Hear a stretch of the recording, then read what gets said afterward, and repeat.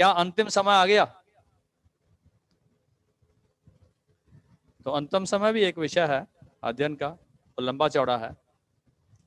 तो यहां हमने क्या पढ़ा? अपने पुत्र के द्वारा इन अंत के दिनों में, अंतिम समय तो उसी दिन शुरू हो गया था जब प्रभु यीशु मसीह उठाए गए। जब ये वचन हमको लिख कर दिया गया उसी समय अंतिम समय शुरू हो गया। संत पौलुस लिखते हैं कि अंत के दिनों में हम सेवा कर रहे हैं। अंतिम समय तो आज से 2000 साल से पहले शुरू हो चुका है, लेकिन फिर भी अंतिम समय कौन सा है, कैसा है, क्या होगा, इस विषय पर ज्यादा सोचने की जरूरत नहीं। मैं इस विषय पर अध्ययन नहीं करता, क्योंकि प्रभु के वचन में हर एक बात का जवाब है। प्रभु का वचन कहता है कल की चिंता मत करना, कल क्या होगा। हालेलुया। अगर प्रभु हमें सिखाते हैं कि कल की चिंता नहीं करनी, कल क्या होगा, तो हमने कल से क्या लेना अंतिम समय का। हम तो आज की बात करेंगे। आज ठीक है, कल देखा जाएगा। तो यहां लिखा अंतिम समय में हम सब के साथ। हम सबके का मतलब होता है कि पुराने समय में तो नबियों के द्वारा बोलते थे, किसी किसी से, कुछ कुछ थोड़ा थोड़ा करके। और अभी क्या? अभी के दिनों में सबसे।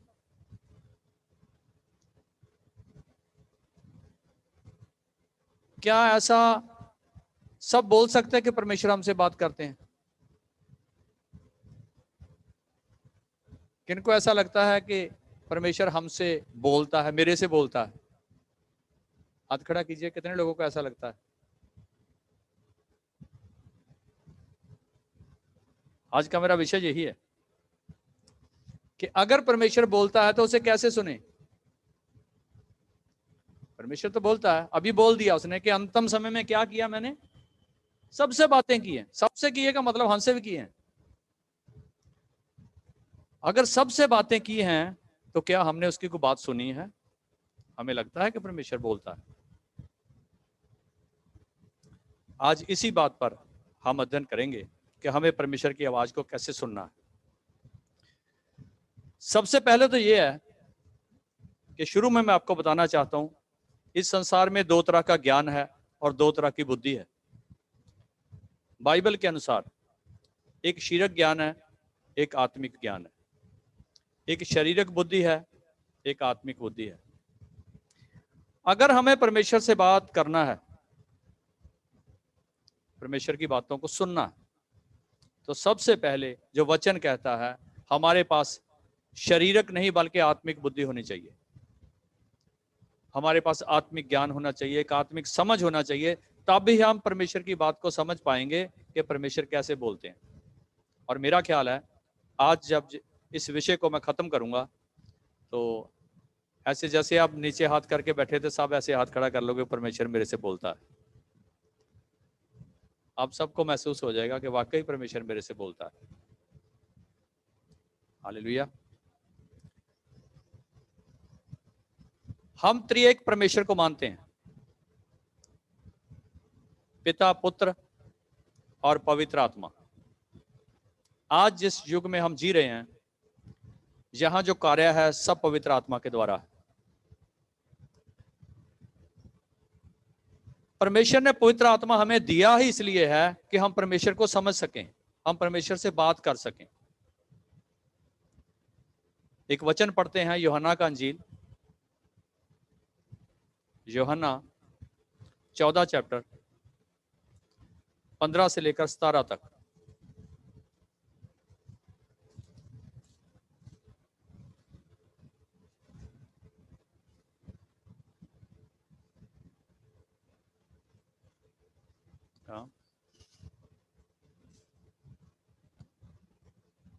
यदि तुम मुझसे प्रेम रखते हो तो मेरी आज्ञाओं को मानोगे। सबसे पहले प्रभु क्या कहते हैं कि यदि तुम मुझसे प्रेम करते हो तो मेरे प्रेम की निशानी ये है कि तुम मेरी आज्ञाओं को मानोगे। तो मानने के लिए क्या होना चाहिए? पहले मानेंगे कैसे? पहले सुनेंगे तभी मानेंगे ना। अगर सुना नहीं तो मानेंगे कैसे? जब परमेश्वर हमें बोल रहे हैं, दोबारा पढ़िए इस वचन को।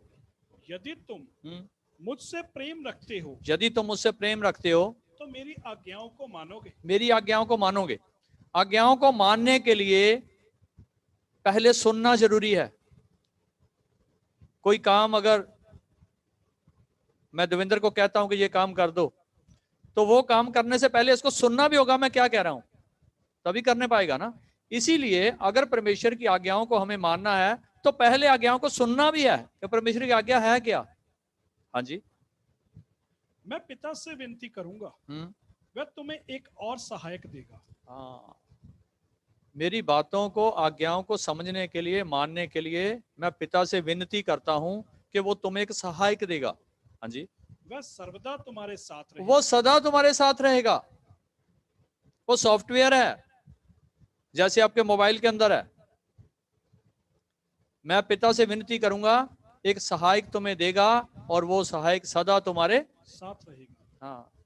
अभी यहाँ कुछ लोग दूर दूर से बैठे हैं। बहन दर्शना बैठे यमुनानगर से, भाई संजय जैन बैठे दिल्ली से। अभी मैं तो आपके पास नहीं हूं, और लेकिन फिर भी आप प्रभु में मजबूत हैं, स्थिर हैं, प्रभु की बातों को समझते हैं और प्रभु के आज्ञाओं को भी मानते हैं। उनको मानने के लिए जो वचन कह रहा है कि मैंने तुम्हें एक पवित्र आत्मा दिया है। पढ़े, खत्म करें इसे, 16-17 पढ़े।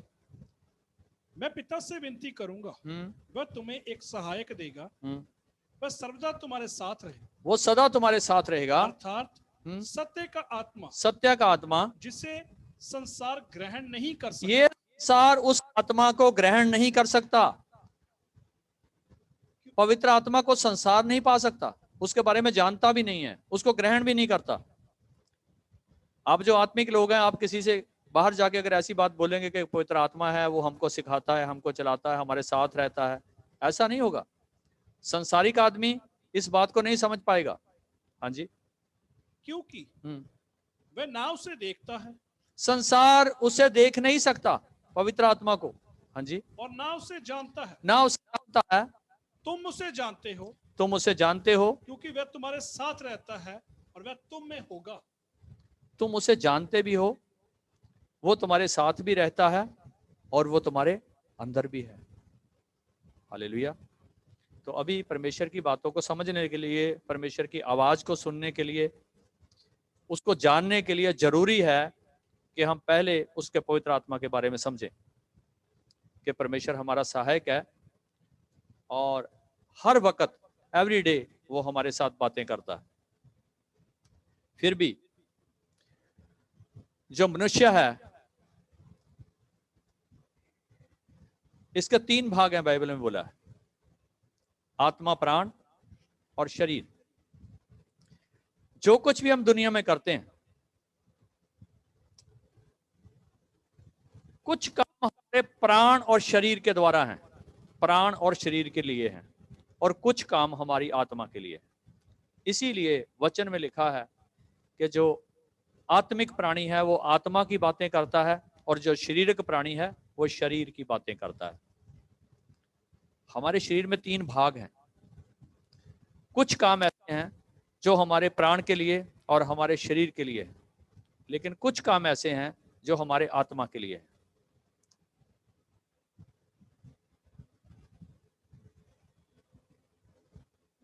और मैं थोड़ी एक रिक्वेस्ट करता हूं आपको कि कुछ लोगों को शायद आवाज कम सुनाई दे रहा है, हो सकता है, लेकिन ये वचन YouTube पर भी डाल दिया जाएगा।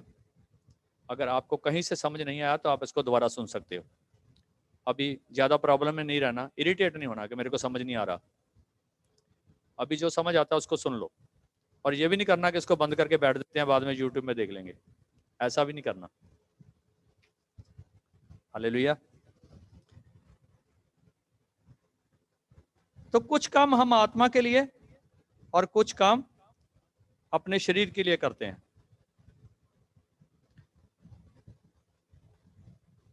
वचन में लिखा है कि आत्मा और शरीर अलग अलग हैं। अभी जो हमारा परमेश्वर के साथ चलने वाला जीवन है उसको आत्मिक जीवन बोलते हैं। तो हम दुनिया पे रहते हुए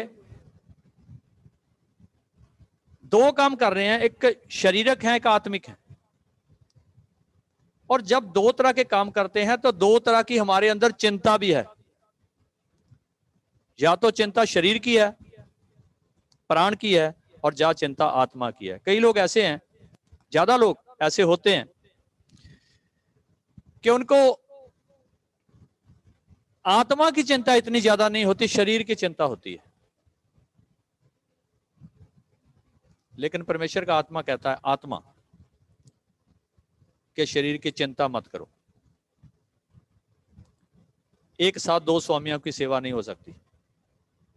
एक वचन है, बहुत सुंदर है, उसको पढ़ेंगे, थोड़ा बड़ा भी है। मत्ती का अंजील, उसका 6 चैप्टर 24 से लेकर 34 तक।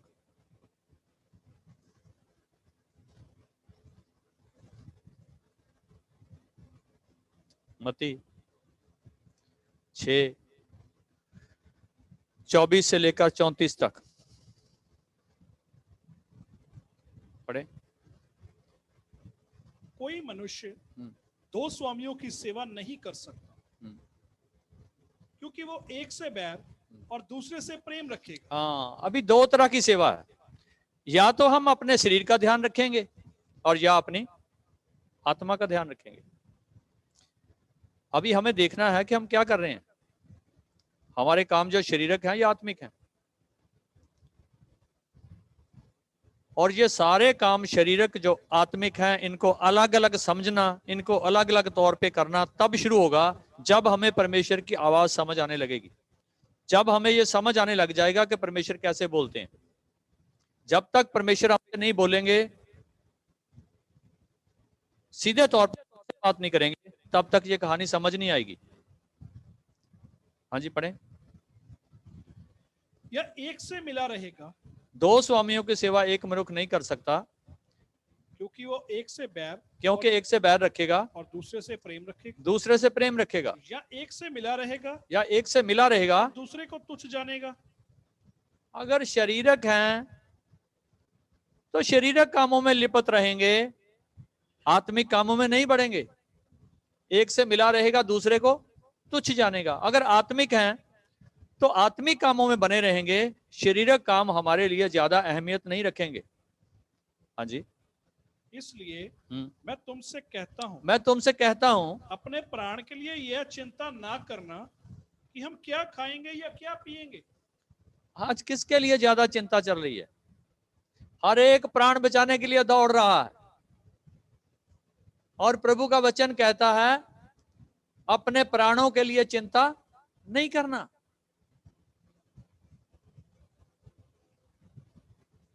किसके लिए चिंता करना है? अपनी आत्मा के लिए चिंता करना है। अपने प्राणों के लिए चिंता मत करना। क्या? ना अपने शरीर के लिए, ना अपने शरीर के लिए कि क्या पहनेंगे। प्राणों के लिए और शरीर के लिए चिंता नहीं करना।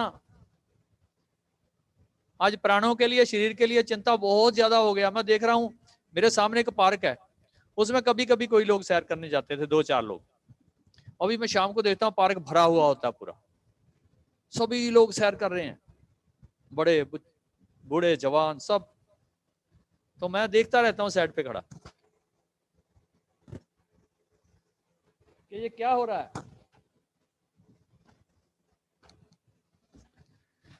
सब प्राणों की चिंता है, आत्मा की चिंता लिए सैर नहीं हो रहा। वो आत्मा के लिए कितनी मेहनत होती है, हम अपना अपना देख सकते हैं, हम कितनी मेहनत कर ले आत्मा के लिए।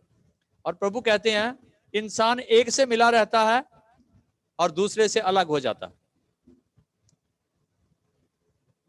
अभी जो लोग कोरोना से बच गए, बस वो तो ज्यादा भागदौड़ कर रहे हैं कि शरीर को पूरा फिट कर लो, अच्छा हुआ बच गए, कहीं कुछ और गड़बड़ ना हो जाए।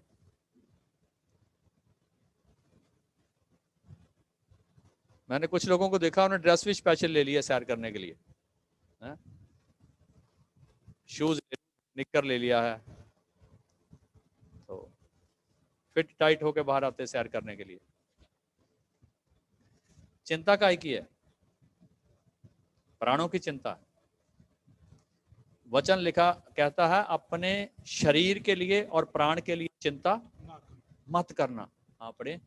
क्या भोजन प्राण से और शरीर वस्त्र से बढ़कर नहीं? क्या भोजन प्राणों से, क्या प्राण भोजन से, प्राण भोजन से और शरीर वस्त्र से बढ़कर नहीं? हाँ, आगे बढ़े। आकाश के पंछियों को देखो, वे ना तो बोते हैं, ना काटते हैं, और ना ही खत्तों में बटोरते हैं। हालेलुया, क्या बात है।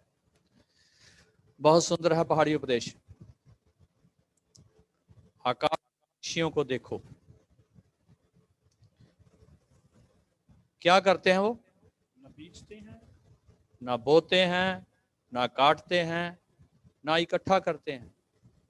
हाँ जी। फिर भी तुम्हारा स्वर्गीय पिता उनको खिलाता है, क्या तुम उनसे अधिक मूल्य नहीं रखते? पक्षियों को कौन खिलाता है? हमारा स्वर्गीय पिता उनको खिलाता। क्या आप पक्षियों से ज्यादा मूल्यवान नहीं हो? हाँ जी। 34 तक। तुम में कौन है जो चिंता करके अपनी आयु में एक घड़ी भी बढ़ा सकता है? हालेलुया। क्या हम अपने जीवन में एक पल भी बढ़ा सकते हैं? वचन एक क्वेश्चन मार्क खड़ा करता है। तुम में से कौन है जो चिंता करके अपने शरीर में एक पल भी और बढ़ा सकता है? पिछले दिनों में कितने लोगों ने चिंता किया। लोग सारे अपने घर को सैनिटाइजर कर रहे थे। पता नहीं क्या क्या दवाइयां ले आके लोगों ने पहले खा ली जो बीमार भी नहीं थे। कितने लोगों ने जिथ्रोमाइसिन, डोलो, क्या क्या वो प्रेडनिसोलोन अपने घर में ले आके रख लिया, और कई लोगों ने खा भी लिया पहले ही, बीमारी से पहले ही खा लिया। यहाँ क्या कहता है? दोबारा पढ़े इस लाइन को। तुम में से कौन है? तुम में कौन है? तुम में से कौन है जो चिंता करके अपनी आयु में एक घड़ी भी बढ़ा सकता है? एक घड़ी अपनी आयु में बढ़ा सकता है।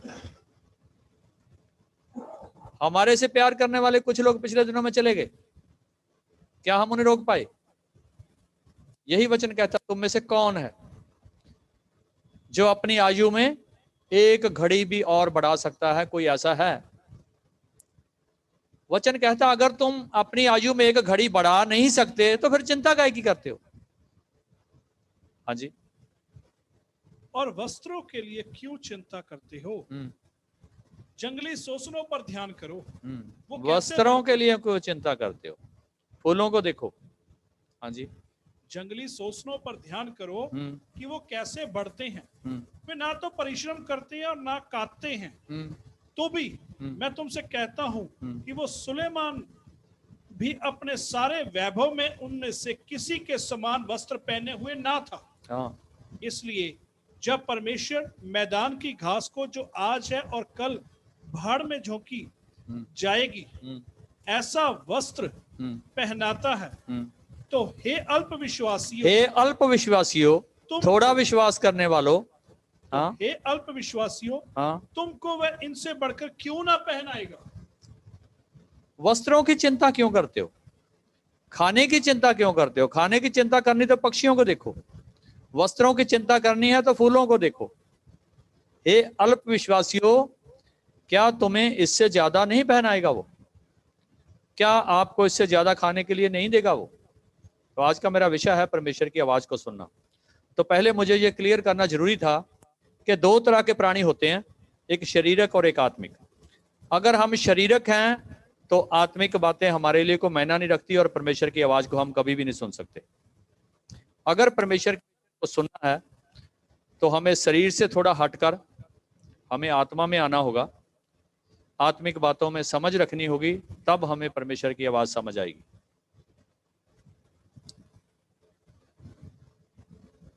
वचन में लिखा है, इंसान सारे जगत को प्राप्त कर ले, मत्ती का अंजील 16:26 में लिखा है, और अपने प्राणों को खो दे तो उसको क्या लाभ है? यह भी एक हमारे लिए बहुत बड़ी चेतावनी है कि हम सारे संसार को प्राप्त कर लें, अगर परमेश्वर की आवाज नहीं सुनी, हमको सही समझ नहीं आया कि आत्मिक ज्ञान क्या है, हमें परमेश्वर के राज्य में कैसे जाना है, तो उस कमाई को हम क्या करेंगे?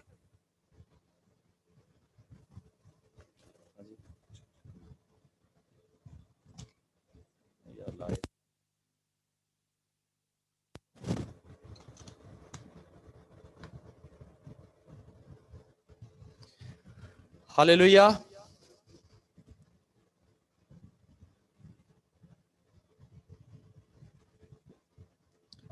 पढ़े उसको, मत्ती 16:26। यदि मनुष्य सारे जगत को प्राप्त करे, अरे बहुत बड़ी कमाई कर ले और अपने प्राण की हानि उठाए, सारे संसार को प्राप्त कर ले, इतनी कमाई कर ले और अपने प्राण की हानि उठाए, तो उसे क्या लाभ होगा? उसे क्या लाभ होगा? क्या मनुष्य अपने प्राण के बदले, या मनुष्य अपने प्राण के बदले क्या देगा? अपने प्राणों के बदले में क्या देगा वो? अगर हमें सब कुछ कमाने के बाद, सब कुछ पहनने के बाद अगर हमारी जान नरक में चली गई, तो उसके बदले में कुछ दिया जा सकता है? उसके बदले में बोलेंगे ऐसे कि 20 लाख रुपया ले लो, हमें स्वर्ग जाना है?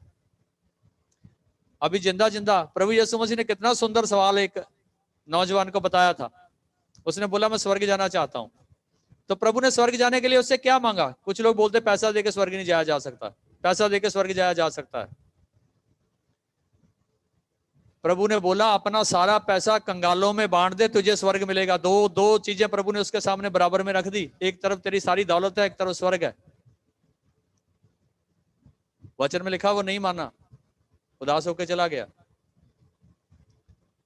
शायद आज हम भी नहीं मान सकते, हमारे लिए मुश्किल हो, हम भी उस नौजवान जैसे हैं, लेकिन वचन बोलता है। ये जो बातें हम पढ़ रहे हैं, ये वचन बोल रहा है आज आपसे भी, मेरे से भी। परमेश्वर का वचन बात कर रहा है, ये परमेश्वर ही बात कर रहा है। जब उसका वचन बोलता है तो परमेश्वर ही बोलता है। जो लोग बोलते हैं ना परमेश्वर से मेरे से बात नहीं करता, उनको अभी समझ नहीं आया कि परमेश्वर कैसे बात करता है, इसलिए बोलते हैं वो।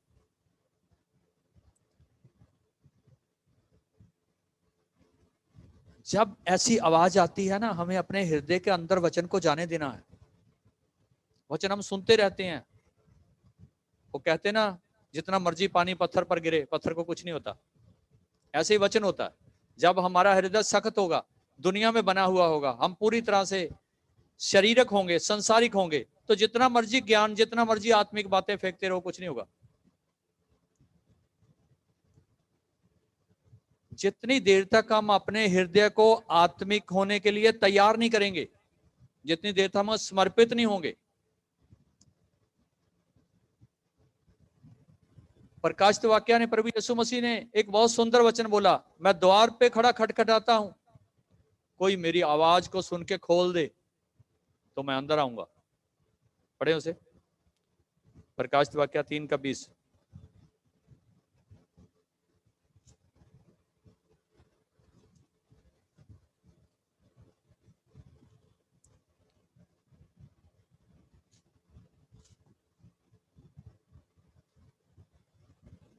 देख, मैं द्वार पर खड़ा हुआ खटखटाता हूं, यदि कोई मेरा शब्द सुनकर द्वार खोलेगा। काशी, ये क्या बोल रहे प्रभु? कैसे प्रभु ने हमारे अंदर आना है? मैं द्वार पे खड़ा खटखटाता हूं, मेरा शब्द सुन के द्वार खोलेगा। ये जो मैं वचन से पढ़ रहा हूं, सारा परमेश्वर का वचन है, वर्ड ऑफ गॉड है। इसको सुनकर खोलना है, अपने हृदय को खोलना है प्रभु के लिए, इन शब्दों को ग्रहण करना है। आज मैं देखता हूं बड़ी बड़ी सभाएं होती है, वहां बोलते जी वो पास्टर जी ने हमारे लिए आशीष का शब्द बोला था, हमने रिसीव कर लिया तो हमें आशीष मिल गई। बहुत लोग ऐसे बोलते, मैंने कितने लोगों से सुना, पास्टर जी बोलते थे हमने रिसीव कर लिया उसे। ऐसा सिस्टर, यहाँ के रिसीव करना क्या है? पास्टर ने बोला आपको पैसे मिल जाएंगे, हमने रिसीव कर लिया, हमको मिल गए। पास्टर ने बोला आपको तंदुरुस्ती मिलेगी, हमने रिसीव कर लिया, हमको मिल गई। यहां वचन कुछ और बोल रहा है, जो कोई मेरा शब्द सुन के खोलेगा, अपने दिल को खोलेगा। पढ़े इसको, देख, मैं द्वार पर खड़ा हुआ खटखटाता हूं, यदि कोई मेरा शब्द सुनकर द्वार खोलेगा, यदि कोई मेरा शब्द सुनकर द्वार को खोलेगा, तो मैं उसके पास भीतर आकर उसके साथ भोजन करूंगा और वह मेरे साथ। हालेलुया। अगर कोई खोल देगा तो मैं क्या करूंगा? उसके अंदर आ जाऊंगा। अंदर आकर क्या करूंगा? उसके साथ भोजन करूंगा। और ये भोजन क्या है? हाँ जी, जो रोटी स्वर्ग से उतरती है, यीशु बोले वो मैं। ये भोजन उसका शब्द है। एक वो वचन है ना प्रकाश वाक्य में, एक स्वर्गदूत ने मेरे को एक पोथी दी, बोला खा जा। वो क्या था? वो परमेश्वर का शब्द था। आवाज को सुनना, शब्द को सुनना और खोल देना, और जब शब्द अंदर आएगा तो फिर क्या होगा? आत्मिक खाना शुरू होगा, फिर आत्मिक जीवन आएगा, शारीरिक जीवन घटता जाएगा। इसीलिए प्रभु बोलते मैं खटखटाता हूं। हर एक के हृदय पर प्रभु दस्तक देते हैं। खोलना हमारा काम है। ये खोलना क्या है, कब हम उसे रिसीव करेंगे, कब उसके साथ चलेंगे, ये इसीलिए क्लास लगती है, इसीलिए हम इकट्ठे होते हैं। यदि कोई मेरा शब्द सुनकर खोल दे तो मैं अंदर आ जाऊंगा और हम उसके साथ भोजन करेंगे। अभी वो एक स्वर्ग से मन्ना उतरता था, खाते थे ना उसे। प्रभु यीशु मसीह ने क्लियर किया ना कि स्वर्ग से मन्ना उतरता था, तुम्हारे बाप दादा उसे खाते रहे और बाद में क्या हुआ? सब मर गए। मैं एक ऐसी रोटी हूं जो स्वर्ग से उतरती है, जो मुझको खाता है वो कभी मरता नहीं, वो अनंत जीवन पाता है। फिर प्रभु यीशु मसीह बोलते, जब कोई मेरा शब्द सुन के खोल देगा ना, फिर शब्दों से बातें शुरू हो जाएंगी, फिर वो मेरी आवाज सुनने लग जाएगा। जब हमारे अंदर आ जाएगा तो फिर वो बोलेगा ना आके। रोटी पानी पे बातें होती है ना, जब किसी के घर में खाना खाते हैं, कभी ऐसे खाते मुंह बंद करके, साथ में बातचीत ना हो, है ना, बातचीत होता है। तो प्रभु कहते हैं मैं फिर अंदर आऊंगा, उसके साथ भोजन करूंगा। हालेलुया।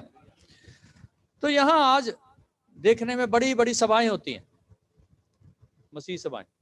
मैं कई जगह पर जाकर देखता हूं। मैंने कई बार देखा कि एक कमरे जितना बड़ा जरा वो उसका स्पीकर्स है ना, उसका ढेर लगा होता है, बड़े बड़े माइक होते हैं। कई बार तो ऐसा होता है कान फटने को जाते हैं, इतना शोर, इतनी आवाज होती है। प्रभु के बोलने के लिए क्या ऐसा सिस्टम बाइबल में है? प्रभु आपके साथ अगर बोलना चाहता है तो प्रभु ने आपके लिए एक सिस्टम बनाया है, उसने अपना वचन आपको दिया है।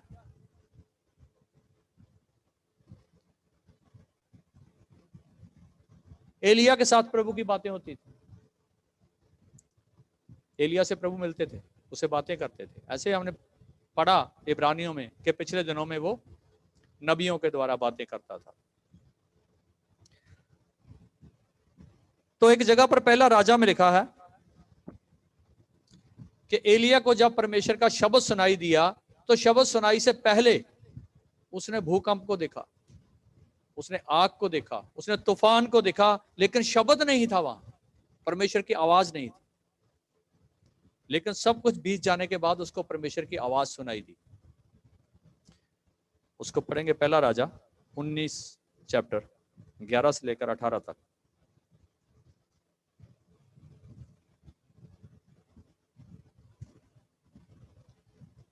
उसने कहा, निकल कर यहोवा के सम्मुख पर्वत पर खड़ा हो। और यहोवा पास से होकर चला। यहोवा के सामने एक बड़ी प्रचंड आंधी से, यहोवा के सामने एक बड़ी प्रचंड आंधी थी, पहाड़ फटने हाँ, और चट्टाने टूटने लगी। हाँ, पहाड़ फटने लगे और चट्टाने टूटने लगी।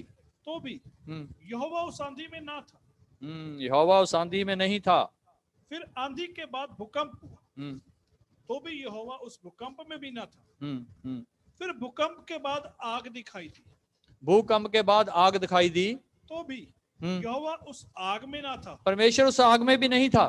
फिर आग के बाद एक दबा हुआ धीमा शब्द सुनाई दिया। हालेलुया। ध्यान दें शब्द की ओर। पहले शोर हुआ, भूकंप हुआ, तूफान आया, आंधी आई, परमेश्वर नहीं था। परमेश्वर कब सुनाई दिया? एक धीमा दबा हुआ सा स्वर आया। हाँ जी, पढ़े। और सुनते ही एलिया ने अपना मुंह चद्दर से ढांपा। हालेलुया। जब परमेश्वर की आवाज आई तो वचन में लिखा है एलिया ने क्या किया? अपना मुंह चद्दर से ढांप लिया। हाँ जी। और बाहर जाकर गुफा के द्वार पर खड़ा हुआ। फिर एक शब्द उसे सुनाई दिया, हे एलिया, तेरा यहाँ क्या काम? उसने कहा, मुझे सेनाओं के परमेश्वर यहोवा के निमित्त बड़ी जलन हुई, क्योंकि इस्राएलियों ने तेरी वाचा टाल दी और तेरी वेदियों को गिरा दिया और तेरे नबियों को तलवार से घात किया। मैं ही अकेला रह गया और वे मेरे प्राणों की भी खोजी हैं। यहोवा ने उससे कहा, लौटकर दमिश्क के जंगल को जा और वहां पहुंचकर आराम का राजा होने के लिए हजाएल का और इज़राइल का राजा होने को निमशी के पोते येहू का और अपने स्थान पर नबी होने के लिए आबेल महोला के शापात के पुत्र अलीशा का अभिषेक करना। हालेलुया। परमेश्वर ने एक धीमी आवाज से एलिया से बात किया, और बात क्या किया? कुछ लोगों को अभिषेक करना है। एलिया की भी छुट्टी हो गई इस वचन में। अपनी जगह पर भी कहना है और नबी बना दे, अलीशा नबी, तेरी जगह पर अलीशा आएगा। हालेलुया। कहते हैं अलीशा ने दुगना मसा पाया था और दुगने काम एलिया से उसने किए। इधर परमेश्वर एलिया से बोल रहा है कि तेरी जगह पर, एलिया तो ठीक ठाक है, अच्छा है, परमेश्वर ने एलिया की जगह पर एक और सेवक खड़ा कर दिया है जिसका नाम अलीशा है। आज जो इतने लोग कहते हैं मेरे को भविष्यवाणी आती, मेरे को भविष्यवाणी आती, मैं प्रभु की बातें करता हूं, कभी प्रभु ने ऐसा बोला तेरी जगह पे मैंने एक नया पास्टर खड़ा कर दिया है, आज से बाद तू बैठ जा?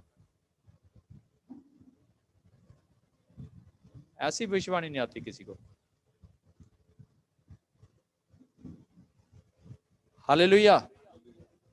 आज हमें परमेश्वर के वचनों से सीखना है कि हमें परमेश्वर से कैसे बात करना, कैसे सुनना है परमेश्वर की बात को। बहुत आसान रास्ता है, बहुत आसान है परमेश्वर को सुनना और परमेश्वर को समझना।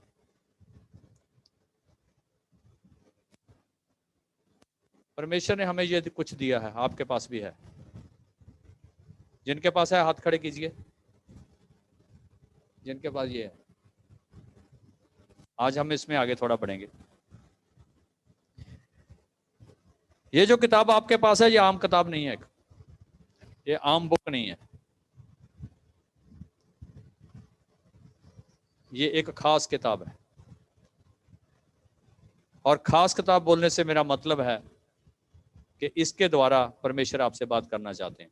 ये इजी वे है, आसान रास्ता।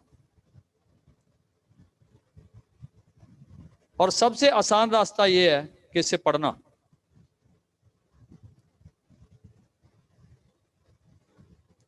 बहुत लोग कई दुनिया में ऐसे हैं, उनके मन में कुछ बातें आती हैं, उनके मन में, मेरी बात को थोड़ा समझना ध्यान से। आज ज्यादा लोग भयभीत हो जाते हैं। मेरे को भी कई लोग बोलते, पास्टर जी परमेश्वर से बात करके जरा बताना, कोई ना कोई मसला उनका होता है, ये कब सॉल्व होगा? भाई राजीव जी दिल्ली वाले चले गए, मेरे को उन्होंने कई बार बोला कि मेरे को एक बार परमेश्वर से बात करके बताओ कि पिंकी कब ठीक होगी, उनकी पत्नी। मैंने उनको कितनी बार समझाया, राजीव जी ऐसे नहीं होता, हम परमेश्वर से बात ऐसे नहीं कर सकते, हम प्रार्थना कर सकते हैं, प्रभु दया करेगा, ये आहिस्ता आहिस्ता ठीक हो जाएंगे। अभी देखो, एक झूठा भविष्यवक्ता होने के नाते अगर मैं एक दिन उनको बोल देता कि आपकी पत्नी साल 1.5 साल तक ठीक हो जाएगी या 2 साल तक ठीक हो जाएगी। आज राजीव जी हमारे बीच में नहीं है, तो ये झूठ था। हमको ये नहीं पता था कि पिंकी यहीं रहेगी, राजीव जी चले जाएंगे। वो उसको ठीक करवाना चाहते थे। आज वो बहन है हमारे बीच में, लेकिन राजीव जी नहीं है। ये परमेश्वर की इच्छा है। उन्होंने अपनी दौड़ को बढ़िया पूरा किया, चले गए। एक दिन तो सबको जाना है, लेकिन मेरे विषय में, इसलिए मैं बोल रहा हूं कि कुछ लोगों के अपने मन के विचार जो होते हैं, उन मन के विचारों को ऐसे बोलते हैं कि मेरे साथ परमेश्वर ने बात किया, उनको वहम रहता है। मैंने ऐसे एक नहीं सैकड़ों लोग देखे हैं, सैकड़ों, 100 से ज्यादा,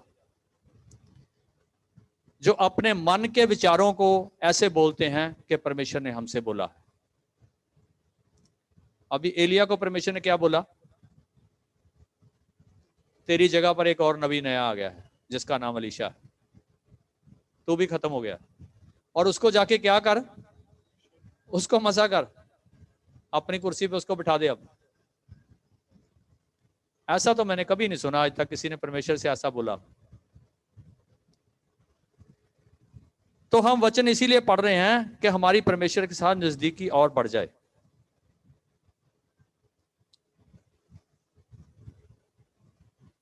कितनी देर तक हम इस गलती में रहेंगे कि हम ज्योतिषियों की तरह सेवक लोगों से पूछते रहेंगे कि परमेश्वर हमारे बारे में क्या बोलता है।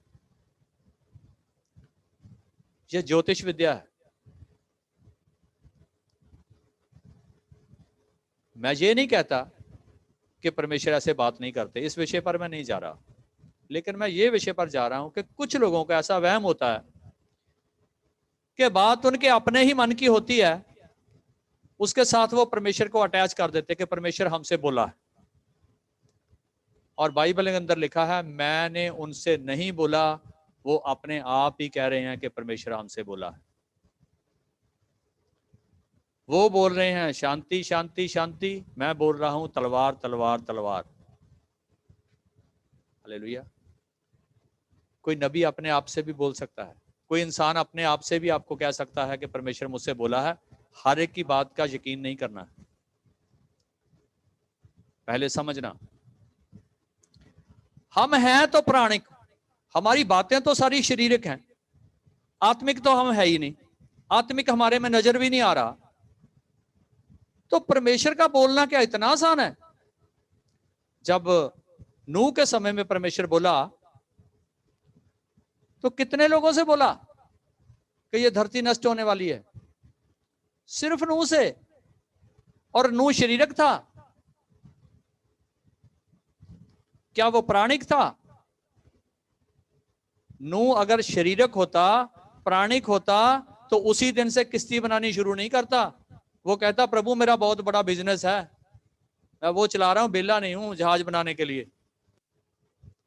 इसीलिए परमेश्वर एक से बोल पाया, क्योंकि वो आत्मिक था।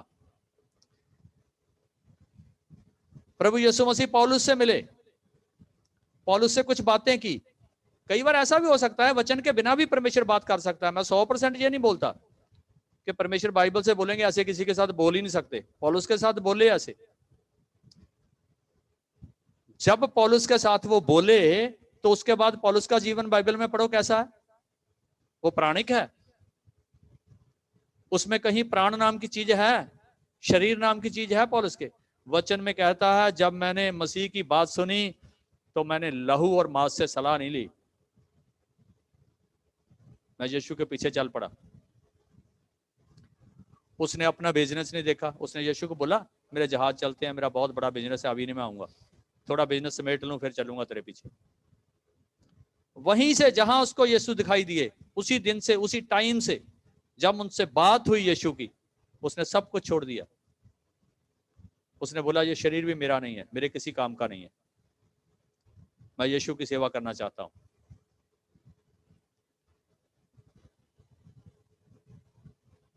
कुछ लोग मसीह में इतने भोले हैं कि उनको जो भी कोई कुछ बोलेगा, जो भी कोई कुछ बोलेगा, ऐसा बोलेंगे कि प्रभु ने।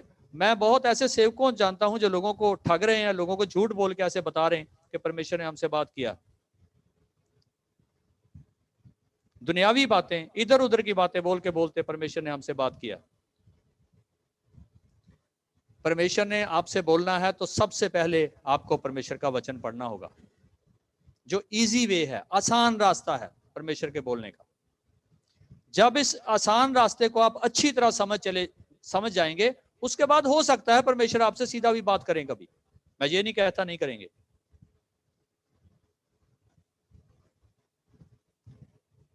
एबीसी अभी पढ़ी नहीं है और एमए के पेपर देने जा रहे हैं।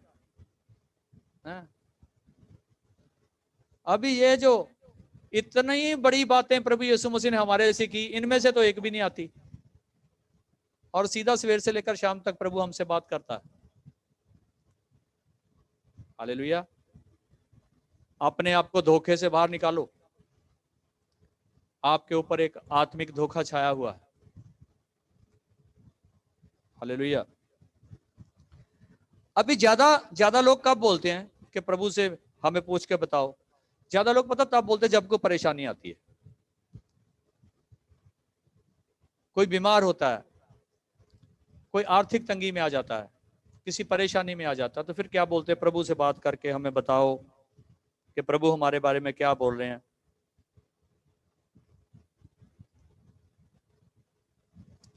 मैं तो हमेशा एक ही सवाल रखता हूं कि कितने लोगों से प्रभु बातें करते हैं। अभी तक 1.5 साल हो गया, किसी से बात नहीं हुई कि कोरोना कब जाएगा, और ना आते वक्त बात हुई कि कोरोना आ रहा है। तो उसके मुताबिक तो काफी कुछ फेक चल रहा था।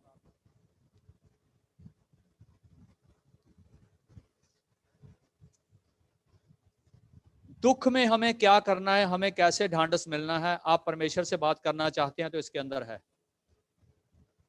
दुख में ये आपके साथ बात करेगा। आपके हृदय में शांति नहीं है, आपको शांति कैसे पाना है, इसके अंदर वचन है, आपके साथ ये बात करेगा। आप किसी मुसीबत में हैं, उसमें से कैसे निकलना है, परमेश्वर कैसे आपकी सहायता करेगा, इसके अंदर है। ये आपसे बोलेगा वचन। कुछ लोग बाइबल को बहुत आदर देते, ये थोड़ा सा जमीन पे लग गया, ऐसे ऐसे उठा के ऐसे करेंगे इसको। मैं कई लोगों को ऐसे देखता हूं, थोड़ा पैर के साथ लग गया, थोड़ा जमीन पे लग गया, तो ऐसे ऐसे कर लेंगे। ऐसा करने से क्या होता है?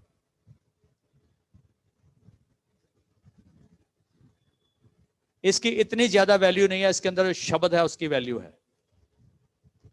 अगर आप उनको पढ़ते हैं इस तरह से कि उनमें वचन में लिखा है इसके अंदर जीवन है।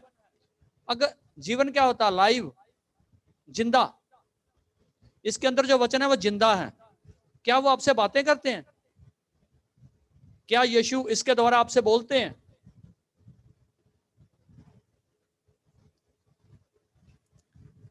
कल रात को मैं एक परिवार में बैठा था, तो मैंने उनसे बात किया कि आपके घर में लड़ाई झगड़ा तो नहीं है, आप आत्मिक हैं? अगर लड़ाई झगड़ा है तो 1 कुरिन्थी 13 चैप्टर पढ़िए, प्रभु आपसे बात करना चाहते हैं। जितना मर्जी इसको पढ़ते रहो, जितना मर्जी। अगर आपके घर में लड़ाई झगड़ा है, आपस में सुलह नहीं है, ये आपके किसी काम की नहीं है। आपसे बातें नहीं कर रही है, आप पाठ कर रहे हैं, प्रभु आपसे बोल नहीं रहे।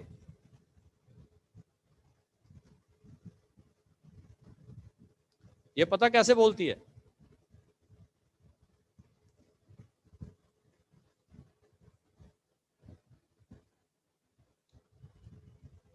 मत्ती का अंजील 10 चैप्टर,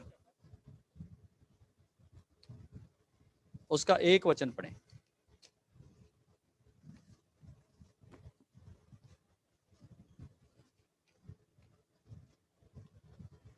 फिर उसने अपने 12 चेलों को पास बुलाकर उन्हें अशुद्ध आत्माओं पर अधिकार दिया कि उन्हें निकालें और सब प्रकार की बीमारियों और सब प्रकार की दुर्बलताओं को दूर करें। हालेलुया। ये ऐसे बात करती है। आपने मत्ती 10 पढ़ा। अगर आपके साथ ये बात नहीं करता तो आप इसको पढ़ के निकल गए। अगर ये आपसे बात करता है तो क्या बोल रहा है? उसने अधिकार दिया, अशुद्ध आत्माओं पर अधिकार दिया, अशुद्ध आत्माओं पर अधिकार दिया कि उन्हें निकालें, उन्हें निकालें। ये क्या है? अगर ये आपसे बोलेगा, उसने अधिकार दिया कि अशुद्ध आत्मा को निकालो, ये है इसका बोलना। अगर आप इसे पढ़ रहे हैं तो फिर ऐसा उसने उनको बोला अशुद्ध आत्मा को निकालो, आप आगे चले गए। ये बोला नहीं आपसे। अगर आपसे इसने बोल दिया तो आप ये समझेंगे ये मेरे साथ बात कर रहा है, क्या कर दूं? तो दुष्ट आत्माओं को निकाल दे। हाँ जी, पहला हो गया। 7 और 8 पढ़ें। चलते चलते यह प्रचार करो, स्वर्ग का राज्य निकट आ गया है। ये क्या है?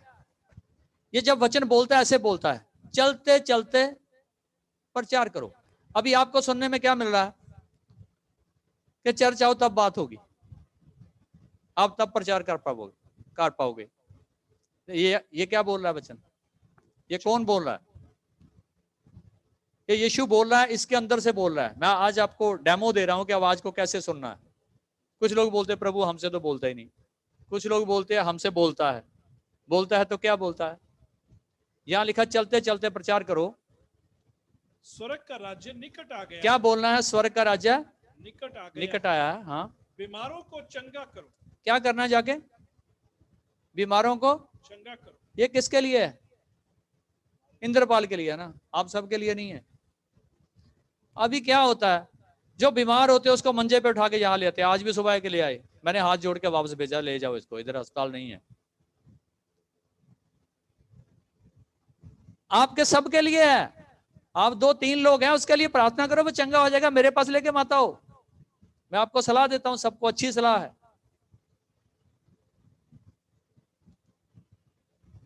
कोई बीमार है, आप 2-3 विश्वासी लोग हैं, आज 4-5 साल से प्रभु में चल रहे हैं या 10 साल से चल रहे हैं, आपको अभी तक कितनी समझ नहीं आई कि ये वचन क्या बोलता है? इसका मतलब ये वचन ने आज तक आपसे बात नहीं किया है, ना आपको पता है कि परमेश्वर कैसे बोलता है। इसीलिए आप बीमार को उठा के दौड़ रहे हैं। फिर लोग उसके साथ जोड़ लेते कि प्रभु यीशु मसीह के पास लेके आते थे बीमारों को। अरे प्रभु यीशु मसीह के पास बीमारों को लेके आते थे, वो चंगा करता था। उसके बाद उसने हम सबको ये बोल दिया है, हम सब से बातें की हैं। इब्रानियों में इसीलिए पढ़ा, इन अंतिम दिनों में हम सब से बातें की, अकेले इंद्रपाल से नहीं की, आप सबसे भी बातें करता है। एक ही वचन है, आपके पास भी बाइबल, मेरे पास भी बाइबल। बीमारों को, हाँ जी, बीमारों को चंगा करो, मरे हुओं को जिलाओ। मरे हुओं को, हाँ। अभी ये वहम एक और पड़ जाता है कि भाई एक मरा हुआ आदमी है, उसे जलाओ। ऐसा नहीं है। इफिसियों के पत्र में लिखा है, हम तो अपने पापों में मरे हुए थे, उसने हमें अपने वचन के द्वारा नया जन्म दिया। इस वचन के द्वारा दुनिया में जो लोग पाप के अंदर मरे हुए हैं उनको जिंदा करो। तो कब जिंदा करोगे?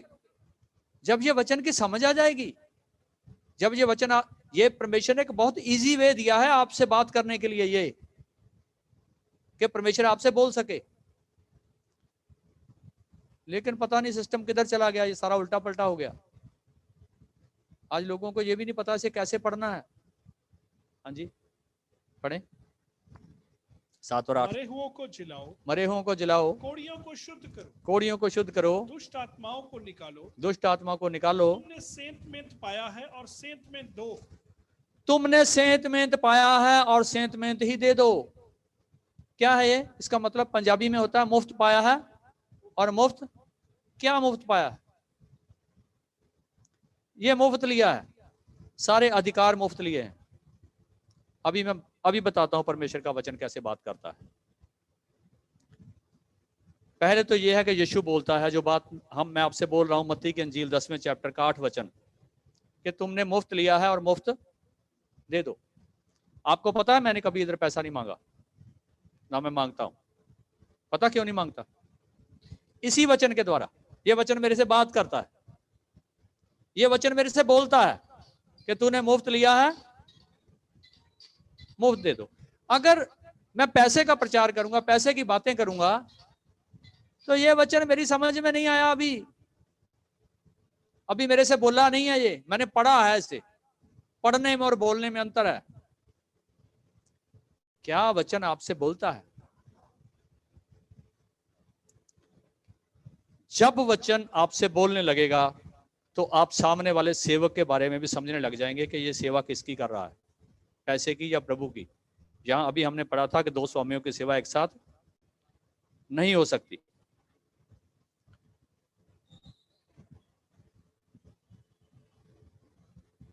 कुछ लोग ऐसा होता है, बपतिस्मा ले लेते हैं, बाइबल खरीद लेते, बपतिस्मा ले लिया, बाइबल खरीद लिया, संडे को चर्च चलने लगे, और फिर इंतजार करने लगते हैं परमेश्वर हमसे कब बोलेगा। मैंने ऐसे लोगों को देखा है, जानता हूं, बड़ी देर इंतजार करते रहते हैं, कब बोलेगा, कब बोलेगा, कब बोलेगा। मेरा ख्याल ऐसा देखते ही देखते कई लोगों की तो जिंदगी भी खत्म हो जाती होगी। मेरे को याद है, मैंने एक भाई को एक बार बोला कि मेरे साथ मिल जाओ, हम सेवा करते हैं। उस भाई ने मेरे को बोला, जब तक परमेश्वर मेरे को खुद आकर बोलेगा नहीं, तब तक मैं सेवा नहीं करूंगा।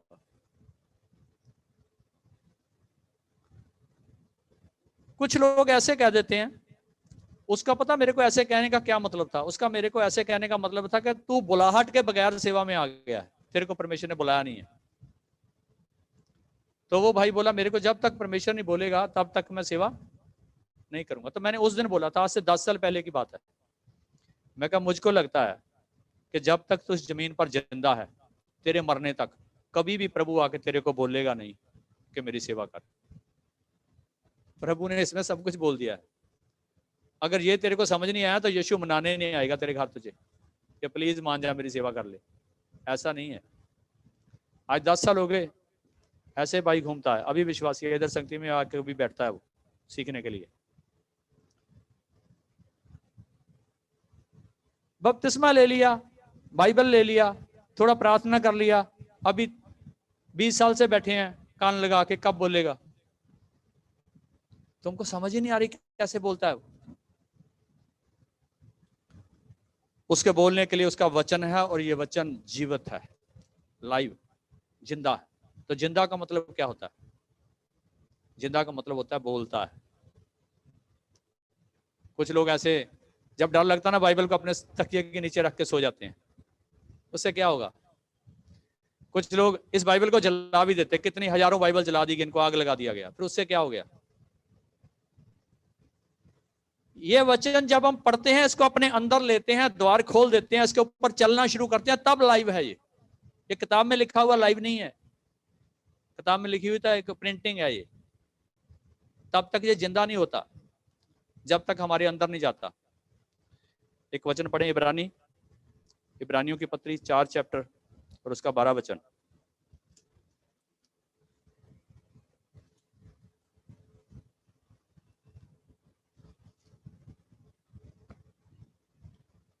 क्योंकि परमेश्वर का वचन जीवित और प्रबल और हर एक दो-धारी तलवार से भी बहुत। ध्यान से पढ़े पहले, परमेश्वर का वचन जीवित, परमेश्वर का वचन जिंदा है। दोबारा पढ़े, परमेश्वर का वचन जीवित, क्योंकि परमेश्वर का वचन जीवित, क्योंकि परमेश्वर का वचन जीवित और प्रबल और ताकतवर है। जिंदा नहीं है, पावरफुल भी है। हाँ जी, और हाँ, हर एक दो-धारी तलवार से भी बहुत चोखा है। दो धारी तलवार से भी तेज है। ये क्या करता है? जीवित है, पावरफुल है, और दो धारी तलवार से भी तेज है। दो धारी तलवार का मतलब होता है कि सिर्फ सुनने वालों को नहीं छेदता, सुनाने वाले को भी छेदता है। सिर्फ ये ना हो कि मैं बोलता रहूं आपके लिए, बस मेरे अंदर कुछ भी नहीं है। परमेश्वर का वचन जीवित, प्रबल और दो धारी तलवार से भी तेज है। पढ़े, और प्राण और आत्मा को, गांठ गांठ और गुदे गुदे को अलग करके आर पार छेदता है। प्राण और आत्मा को अलग अलग कर देता है। प्राण और शरीर हैवी है, आत्मा पता ही नहीं कहां है। यहां लिखा आत्मा और प्राण को अलग अलग कर देता है, छेद देता है। कौन? ये जिंदा वचन। और कोई नहीं आएगा। मेरे सिखाने से आप कभी नहीं सीखोगे जब तक ये वचन आपसे बोलना नहीं शुरू करता। आज मसीह लोगों की कमजोरी का कारण ये है कि वचन उनसे बात नहीं करता, इसीलिए वो जिंदगी का बहुत टाइम ऐसे वेस्ट कर लेते हैं। आर पार छेद देता है। हाँ जी, पढ़े। और गांठ गांठ और गुदे गुदे को अलग करके आर पार छेदता है और मन की भावनाओं और विचारों को जांचता है। अंदर क्या है उसको सेट करता है ये वचन, उसको जांचता है कि उसके अंदर क्या है। हालेलुया। तो जब पहली सदी में ये सेवा शुरू हुआ, तो पहली सदी के सेवक जो सेवा कर रहे थे, वो अपना नाम नहीं कमा रहे थे, अपने नाम के लिए सेवा नहीं कर रहे थे, वो सुसमाचार सुना रहे थे। वो सुसमाचार क्या था? कि प्रभु यीशु मसीह ही परमेश्वर है, प्रभु यीशु मसीह के द्वारा मोक्ष है, ये वचन ही परमेश्वर है। और यूहन्ना की अंजील में पढ़ते हैं, वहां लिखा शब्द परमेश्वर है। तो प्रेरितों के काम, दूसरा चैप्टर जब शुरू होता है प्रेरितों के काम की पुस्तक, तो उस समय जो सेवक हैं प्रभु यीशु मसीह के जाने के बाद, उनके चेले इस सेवकाई के काम को आगे शुरू करते हैं। तो पहले बीमारों को चंगा कौन कर रहे थे? यीशु कर रहे थे। दुष्ट आत्माओं को कौन निकाल रहे थे? यीशु निकाल रहे थे। बहुत से काम थे जो मसीह कर रहे थे। मसीह के जाने के बाद ये सारा जो सेवकाई का काम है, ये प्रेरितों के ऊपर आ गया, पहली सदी के सेवकों के ऊपर। तो उनमें से पहला चमत्कार पतरस के द्वारा हुआ। जब पतरस ने एक लंगड़े को, जिसकी टांगें काम नहीं करती तो उसको चलने लगा दिया। उस वचन में जाएंगे, प्रेरितों की पुस्तक 3 चैप्टर 11 से लेकर 16 तक। प्रेरितों के काम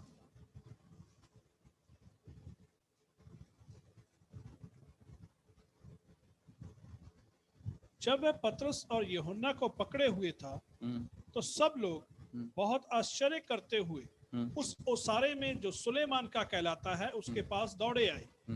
यह देखकर पतरस ने लोगों से कहा, हे इस्राएलियों, तुम इस मनुष्य पर क्यों आश्चर्य करते हो और हमारी ओर क्यों इस प्रकार देख रहे हो कि मानो हम ही ने अपनी सामर्थ्य या भक्ति से इसे चलने फिरने योग्य बना दिया। हमारी ओर ऐसे क्यों देख रहे हो? आश्चर्यचकित होकर हमारी ओर क्यों देख रहे हो? एक लंगड़ा चंगा हो गया, आप तो ऐसे हमारी ओर देख रहे हो कि हमने ने ऐसा अच्छा कर दिया। थोड़ा शब्द को ध्यान से पढ़ें, ध्यान से सुने, थोड़ा मेरे साथ रहिए। थोड़ा समय है, उसके बाद खत्म करने जा रहे हैं। पतरस ने प्रार्थना किया, एक लंगड़ा चंगा हो गया। ये पहला चमत्कार है। और पतरस क्या कह रहा है? तुम आश्चर्यचकित होकर हमारी ओर क्यों देख रहे हो? तुम तो ऐसे देख रहे हो जैसे हमने इसे चंगा कर दिया। पढ़ें 16 तक। अब्राहम और इसहाक और याकूब के परमेश्वर, हमारे बाप दादाओं के परमेश्वर ने अपने सेवक यीशु की महिमा की। हालेलुया। ये सुसमाचार इसको बोलते हैं। अब्राहम, इसहाक और याकूब के परमेश्वर ने हमारे प्रभु यीशु मसीह पर दया की। हाँ जी। जिसे तुमने पकड़वा दिया, जिसे तूने पकड़वा दिया। जब पिलातुस ने उसे छोड़ देने का विचार किया, हाँ, तब तुमने उसके सामने उसका इनकार किया। तुमने उस पवित्र और धर्मी का इनकार किया और विनती की कि एक हत्यारे को तुम्हारे लिए छोड़ दिया जाए। और तुमने जीवन के कर्ता को मार डाला, जिसे परमेश्वर ने मरे हुओं में से जिलाया, और इस बात के हम गवाह हैं। हालेलुया। हाँ जी। और उसी के नाम ने, उस विश्वास के द्वारा जो उसके नाम पर है, इस मनुष्य को जिसे तुम देखते हो और जानते भी हो, सामर्थी उसी विश्वास ने जो उसके द्वारा है, इसको तुम सबके सामने बिल्कुल भला चंगा कर दिया। हालेलुया। देखिए पहली सदी का सुंदर सुसमाचार। अब्राहम, इसहाक और याकूब के परमेश्वर ने, वो अब्राहम, इसहाक और याकूब के परमेश्वर को अपना परमेश्वर मानते थे। उसने अपने पुत्र यीशु मसीह को तुम्हारे बीच में भेजा, और तुम लोगों ने एक डाकू को छुड़ाकर उसको सलीब पर चढ़ा दिया। उसी यीशु मसीह के नाम में यह लंगड़ा चंगा हो गया। ये महिमा हमारी नहीं है, ये काम हमने नहीं किया है। आज ऐसा देख रहे हो, आज कितने सेवक ऐसे बोल रहे हैं कि आप मेरे चर्च में आओ, वहां आके लोग चंगे होते हैं। उस चर्च में ना जाओ, वहां चंगे नहीं होते। ये पहली सदी के सेवकों का प्रचार है, जिससे हमको सीखना है कि प्रचार है क्या, सुसमाचार है क्या। जिन लोगों को पतरस सुसमाचार सुना रहा था, उन लोगों के ऊपर ही पतरस इल्जाम लगा रहा था कि तुमने उसे मारा है, तुम्हारे अब्राहम, इसहाक, याकूब के परमेश्वर ने उसे भेजा था, उसी के नाम से यह बीमार चंगा हुआ है, इसे हमने नहीं किया है। इसीलिए इसी प्रचार के कारण 11 लोगों को, जो पहली सदी के सेवक थे, अपनी मौत शहीदी पाकर सलीब के ऊपर जब पथराव करके देनी पड़ी अपनी जान। कोई अपनी मौत नहीं मरा। ऐसा प्रचार था उनके पास। आज जो प्रचार है, ये और प्रचार है। ये प्रचार है हीरो बनने के लिए, लोग तालियां मारें, हमारे प्रचार के ऊपर लोग तालियां मारने चाहिए। पहली सदी में जब सेवक प्रचार करते थे, लोग उनके ऊपर पथराव करते थे। पढ़ लो बाइबल, जहां जहां प्रचार होता था पथराव होता था। आज जहां जहां प्रचार होता है, मैं देखता हूं सेवक जाते हैं, लोग फूलों के हार लेके खड़े होते हैं उनके गले में डालने के लिए, ढोल नगाड़े बजाते सेवकों के आगे। आज अपनी महिमा हो रही है, ना कि यीशु की महिमा। हालेलुया। पहला चमत्कार है और पतरस कह रहा है हमने नहीं किया, ये उसी यीशु मसीह के नाम में चलने लग गया है। 4 वचन का पढ़े, 5 से 12, ये प्रेरितों के काम 4। दूसरे दिन ऐसा हुआ, उनके सरदार और पुरनिये और शास्त्री और महायाजक हन्ना और कैफा और यूहन्ना और सिकंदर और जितने महायाजक के घराने के थे सब यरूशलेम में इकट्ठे हुए। सब महायाजक यरूशलेम में इकट्ठे हुए। वे उन्हें बीच में खड़ा करके पूछने लगे कि तुमने ये काम किस सामर्थ से और किस नाम से किया है। देखो वो काम हो गया था, अगर पतरस वहां बोल देता मैंने किया तो काम खत्म हो गया था। अभी पतरस ने वहां एक नया पंगा खड़ा कर दिया, तुम लोगों ने जिसे मारा था ना, उसी यीशु के नाम में ये चंगा हुआ है, इसका मतलब सारी गलती तुम्हारी है। तो अभी ये जो बात है बड़े धर्मगुरुओं के पास पहुंच गई, सारे धर्मगुरु इकट्ठे हो गए। अभी पतरस को फिर बुलाया, पेशी है, ये जो लंगड़ा है बैठा रहता था, इसे कैसे चंगा किया है तूने। अभी फिर उससे सुनना चाहते हैं कि यीशु की मुनादी कर रहा है। पढ़े। तब पतरस ने पवित्र आत्मा से परिपूर्ण होकर उनसे कहा, हे लोगों के सरदारों और आत्मा से परिपूर्ण होकर उसे कहा, आत्मा से परिपूर्ण होकर ये नहीं कहा कि मैं पवित्र आत्मा से भरा हुआ हूं, मेरे अंदर बड़ी पावर आ गई है इसलिए मैंने इसको छुआ और बीमार चंगा हो गया। आत्मा से परिपूर्ण होकर पतरस बोला, पढ़े, हे लोगों के सरदारों, हे लोगों के सरदारों, हाँ जी, इस दुर्बल मनुष्य के साथ जो भलाई की गई है, इस दुर्बल मनुष्य के साथ जो भलाई हुई है, यदि आज हमसे उसके विषय में पूछताछ की जाती है कि वो कैसी अच्छा हुआ, तो तुम सब और सारे इस्राएली लोग जान ले कि यीशु मसीह नासरी के नाम से जिसे तुमने क्रूस पर चढ़ाया और परमेश्वर ने मरे हुओं में से जिलाया, यह मनुष्य तुम्हारे सामने भला चंगा खड़ा है। हालेलुया। इसको प्रचार बोलते हैं। जिसको तुम लोगों ने क्रूस पर चढ़ाया था, ये दोषी कौन हो गए? सारे हो गए। उस यीशु मसीह के नाम में ये लंगड़ा चंगा हुआ है। पवित्र आत्मा से भरपूर होकर पतरस बोला। आज का सेवक क्या बोलता? 40 दिन का व्रत रखा था, रोटी नहीं मैंने खाया, प्रभु ने मुझे सामर्थ दे दिया, मैंने प्रार्थना किया, बीमार चंगा हो गया। हालेलुया। सब बीमार मेरे पास ले आओ। पतरस का प्रचार क्या है? जिसे तुमने मार दिया था उसी यीशु मसीह का नाम मैंने लिया है, यह बीमार को प्रभु यीशु मसीह ने चंगा किया। हालेलुया। और क्या बोलता है? तुम सब धर्म के शास्त्रियों, पुरनियों, में तुम्हारे सामने कहना चाहता हूं। वो सामर्थ से भरे हुए थे। इसको सामर्थ से भरा हुआ आत्मा बोलते हैं, हेरा फेरी का आत्मा नहीं है। आज वचन में मिलावट होगी। प्रभु यीशु मसीह ने बोला अंत के दिनों में मेरे नाम में बहुत से झूठे भविष्यवक्ता उठ खड़े होंगे। सावधान रहना प्रभु ने बोला था। आज वो समय आ गया, ढेरों ढेर झूठे भविष्यवक्ता यीशु के नाम में उठ खड़े हुए हैं, जो यीशु का नाम नहीं अपना नाम ले रहे हैं। कोई भी भविष्यवक्ता बीमारों को चंगा करने वाला अगर यीशु के नाम में चंगा नहीं करता, अपने चर्च का, अपने मिशन का या अपनी कलीसिया की बड़ाई कर रहा है, तो यीशु का सेवक नहीं। हालेलुया। हमारा परमेश्वर शांति का परमेश्वर है। लोग शांति पाने के लिए यीशु के पास आते थे। परमेश्वर का वचन शांति देने वाला वचन है। अगर आप वचन को ध्यान से पढ़ते हैं तो वचन आपके हृदय को शांति से भर देगा। अगर आप वचन को ध्यान से पढ़ते हैं तो वचन आपको, जैसे प्रभु ने बोला था, जितनी देर एक इंसान नया जन्म ना ले वो परमेश्वर के राज्य में नहीं जा सकता। वचन आपको नया जन्म देगा। हालेलुया। आप परमेश्वर के राज्य के वारिस हो जाएंगे। एक आखिरी वचन पढ़ें, कलोसियों की पत्री 3 चैप्टर 15 से लेकर 17 तक।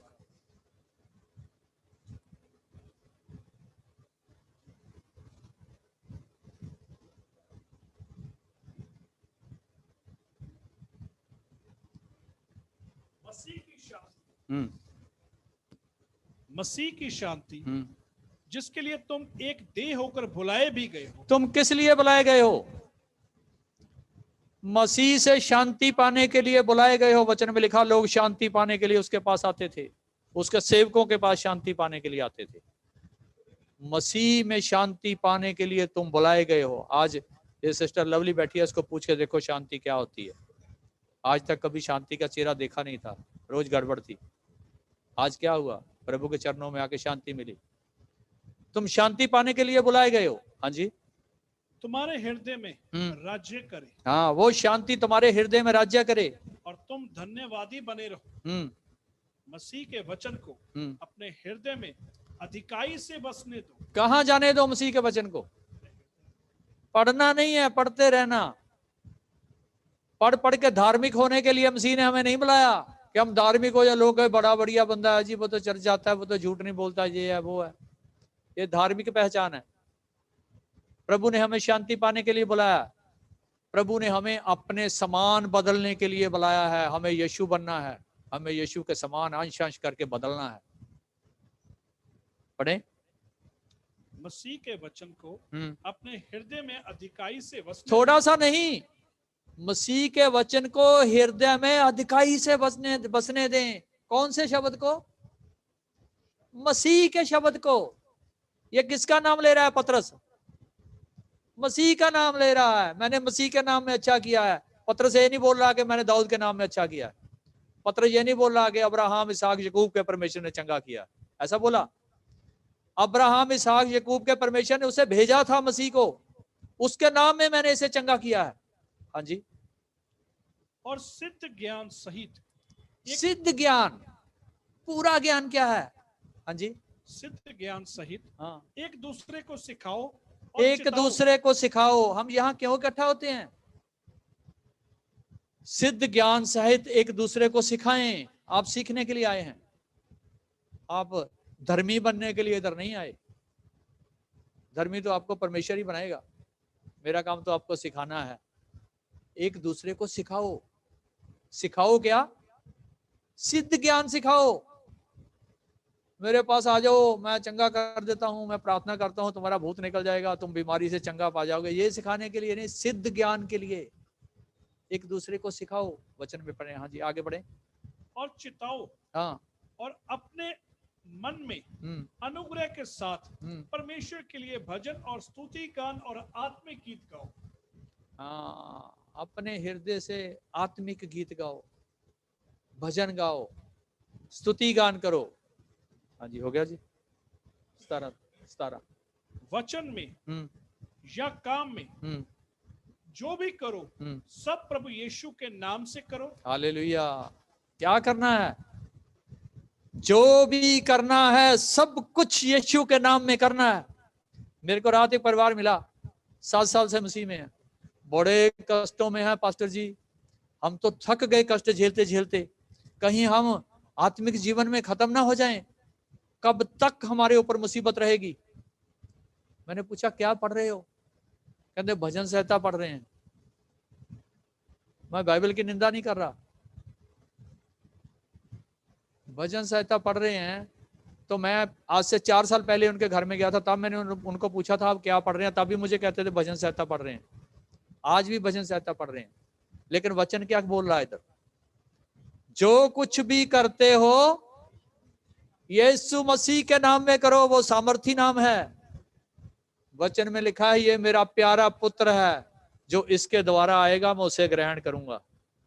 आज लोग सीधे भजन संहिता वाले परमेश्वर से आगे जा रहे हैं, अब्राहम इसहाक याकूब के परमेश्वर के पास। हालेलुया। हाँ जी। और उसके द्वारा परमेश्वर पिता का धन्यवाद करो। उसके द्वारा परमेश्वर पिता का धन्यवाद करो। किसके द्वारा? सब कुछ यीशु मसीह में होकर करो, और यीशु मसीह के द्वारा ही पिता परमेश्वर का। पिता को तो वचन में लिखा कोई जानता ही नहीं था, उसके प्यारे पुत्र ने जो उसकी गोद में था उसको प्रकट किया, ये मेरा बाप है। हालेलुया। सब के सब, यीशु कहता सब के सब भटक गए थे। यशायाह नबी लिखता है तुम्हारे धर्म के काम मैले चीथड़ों के समान थे, सब के सब भटक गए थे, सब ने अपनी राहें ले ली थी। हमें एक पुत्र दिया गया है, वो शांति का राजकुमार है, वो शांति का राजकुमार है। हम मसीह में शांति पाने के लिए आते हैं, मसीह शांति देता है। आज बहुत सी कलीसियाओं में मैं ऐसा सुनता हूँ, लोग संगति खत्म होने के बाद दुख के साथ उठ के जाते हैं, उनको खड़े किया जाता है। दशमांश आया नहीं आया आपका, दशमांश नहीं आया तो खड़े रहो 2 घंटे चर्च में। हैं, आप बीमार हो गए थे, आपके ऊपर शराब पड़ा है प्रभु का, इसलिए बीमार हो गए हो। आपका दशमांश नहीं आया, आप बीमार हो जाओगे, आपका एक्सीडेंट हो जाएगा। ऐसा मसीह का वचन नहीं है। मसीह ने हमें शांति देने के लिए बुलाया है, उसका वचन शांति का वचन है। उसके पास लोग शांति पाने के लिए आते हैं। उसकी शांति गहराई से आपके हृदयों में, उसका वचन आपके हृदय में बसे और आप आत्मिक जीवन में बढ़ते जाइए। हालेलुया। तो आज का मेरा विषय यही था। अभी मेरा ख्याल है अगर आपने आज का विषय ध्यान से सुना है तो आपकी शिकायत अभी ये नहीं होनी चाहिए कि मेरे से कभी परमेश्वर बोला नहीं। हालेलुया। और आज आपको ये भी समझ आ जाना चाहिए कि परमेश्वर क्या बोलता है। जो कुछ करो सब कुछ मसीह के नाम में करो।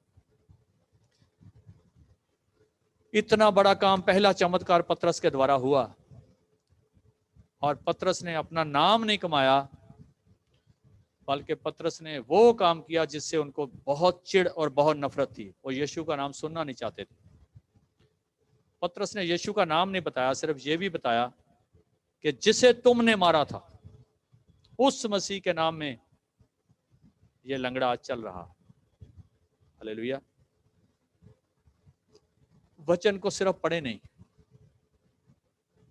जब तक ये वचन आपसे बोलने नहीं लग जाता तब तक आप कुछ भी समझ नहीं पाओगे। और मैं आपको यकीन दिलाता हूं कि ये वचन बोलता है, क्योंकि ये वचन जीवित है। अगर जीवित है तो बोलता है। और परमेश्वर से बातचीत करने का, बोलने का सबसे ज्यादा इजी वे, जो आसान रास्ता है, वो ये है कि उसका वचन आपको समझ आना चाहिए। और इसीलिए उसके वचन को समझने के लिए जो इजी वे है, तो मैं आपको बोलता हूं शुरू से आप मत्ती की इंजील से शुरू कीजिए। हालेलुया। आज तक जिन लोगों को ऐसा वहम था कि परमेश्वर हमारे साथ नहीं बोलता, मेरा ख्याल है कि आज ये वहम निकल जाना चाहिए। परमेश्वर आपसे बोलता है। जो अभी तक हमने बातें की हैं, ये बातें मेरी नहीं है, मैं अपने पास से नहीं बोला, ये परमेश्वर ही बोलता है। पौलुस बोल रहा है, वो भी आत्मा के द्वारा बोल रहा है। अगर कलीसियों की पत्री पढ़ रहे तो पौलुस को पढ़ रहे हैं। अगर अंजील है तो वो भी परमेश्वर बोलता है। अगर प्रकाशित वाक्य है तो वो भी परमेश्वर बोलता है। लेकिन छोटा सा फार्मूला है उसको समझने का, बहुत बड़ा नहीं। परमेश्वर के वचन को ध्यान से पढ़ना शुरू करें। आज इतना उल्टा पलटा सिस्टम है, मैं कई घरों में जाता हूं, लोगों के घर में 3-3 घंटे की प्रार्थना तो है। बहुत लोग मिलते, रात भी ऐसे लोग कुछ मेरे को मिले कि प्रार्थना है उनके घर में लंबी, लेकिन वचन के बारे में कुछ नहीं जानते, अभी वो कुछ भी नहीं जानते। तो मैंने रात उस परिवार को सलाह दी कि आप ऐसा कीजिए, अगर रात को आप 1 घंटा देते हो ना प्रभु को, घर में बैठते हो, रोज प्रार्थना करते हो, कम से कम 1 घंटा प्रभु के वचन को दो। बेशक प्रार्थना के लिए आधा घंटा निकालो, लेकिन 1 घंटा वचन को चाहिए। उसको ध्यान से पढ़ो, ऐसे पढ़ो कि आपसे बातें करने लग जाए, ऐसे पढ़ो कि उसके बीच में आपको मेरी जरूरत ना पड़े। हालेलुया। आप बताइए कितने लोग हैं जिनके साथ परमेश्वर बात करता है? हालेलुया। हाथ खड़ा कीजिए जिनके साथ प्रभु बात करता है।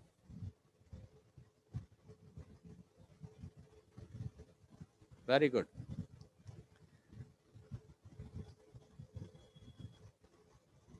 बहुत अच्छा है। ये सिर्फ आज के लिए नहीं रखना, ये जब तक आप जिंदा हैं तब तक बातें होना चाहिए।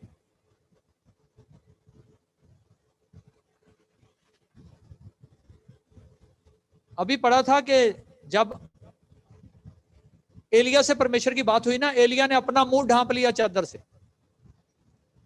अयूब की किताब में भी लिखा है, अयूब बोलता जब मेरे से परमेश्वर बोलने लगा ना, मैंने अपनी जीभ दांतों के नीचे दबा ली। पढ़े अयूब की किताब 40 चैप्टर 1 से 5 तक।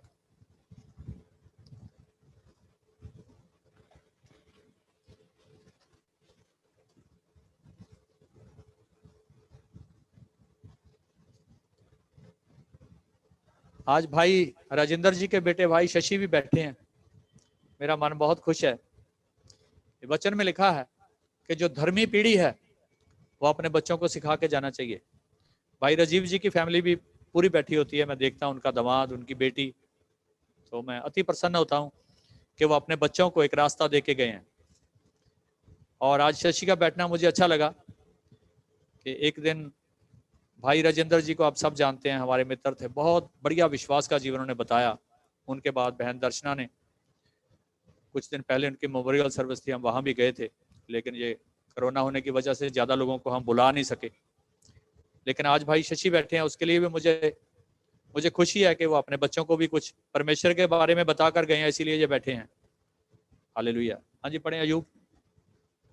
फिर यहोवा ने अयूब से यह भी कहा, यहोवा ने अयूब से यह भी कहा, क्या जो बकवास करता है हाँ, वो सर्वशक्तिमान से झगड़ा करे।